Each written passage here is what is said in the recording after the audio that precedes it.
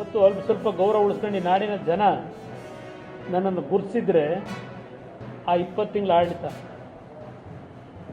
ಗುರುತಿಸಿದ್ರೆ ಇಲ್ಲಿ ಹೇಳದ್ನಲ್ಲ ಈಗ ನಿಮಗೆ ಕಸದ್ದು ಅದು ಒಂದು ಭಾಗ, ಅದು 30 ವರ್ಷಕ್ಕೆ ಲೀಸ್ದು ಪ್ಲ್ಯಾನ್ ಮಾಡಿದ್ರಲ್ಲ, ಈಗ 3,000 ರೂಪಾಯಿಗೆ ಇಳಿಸ 6,000 ಫಿಕ್ಸ್ ಮಾಡಿದ್ದು. ಅಲ್ಲಿಗೆ ಲೆಕ್ಕ ಹಾಕಿ ನೀವು ಎಷ್ಟೆಷ್ಟು ಆಯ್ತದೆ ಅಂತೆಲ್ಲ ಆಮೇಲೆ ಮುಂದೆಲ್ಲ ಕೊಡ್ತೀನಿ ಡೀಟೇಲು.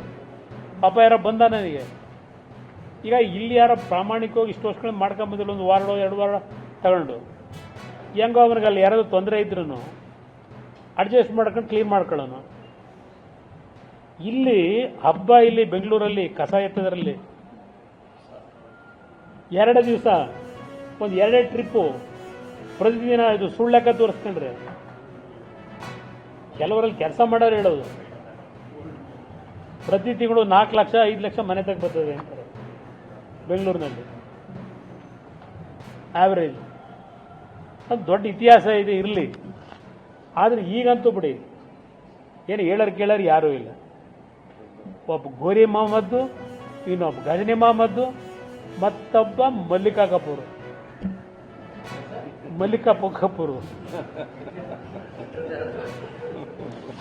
ಇಂಥರವ್ರು ವಿಧಾನಸೌಧ 3ನೇ ಮಾಡಿಲಿ ಕೂತ್ಕೊಂಡು ಈ ರಾಜ್ಯ ಹಿಂಗೆ ಲೂಟಿ ಮಾಡ್ಕೊಂಡು ಹೋದ್ರೆ ಏನಾಗಬೇಕದು ಈ ರಾಜ್ಯದ ಪರಿಸ್ಥಿತಿ ಅಂತೂ.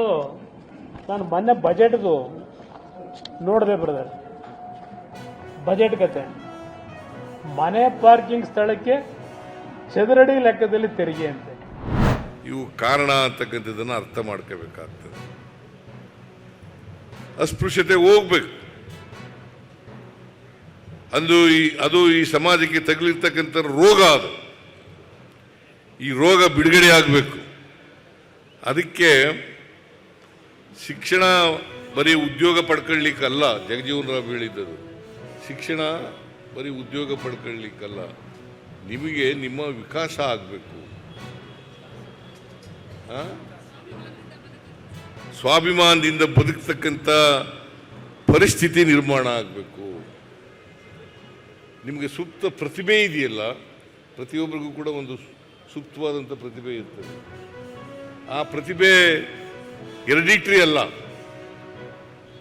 ಪ್ರತಿಭೆ ಅಂತಕ್ಕಂಥದ್ದು ಹೆರಿಡಿಟ್ರಿ ಅಲ್ಲ. ಅವಕಾಶ ಸಿಕ್ಕಿದಾಗ ಎಲ್ರಿಗೂ ಪ್ರತಿಭೆ ಬರ್ತದೆ. ಅದಕ್ಕೆ ಆ ಸೂಕ್ತ ಪ್ರತಿಭೆಯ ವಿಕಾಸ ಆದಾಗ ಮಾತ್ರ, ವ್ಯಕ್ತಿತ್ವ ವಿಕಸನ ಆದಾಗ ಮಾತ್ರ ಶಿಕ್ಷಣ ಸಿಗ್ತದಕ್ಕೆ ಅರ್ಥ ಆಗ್ತದೆ.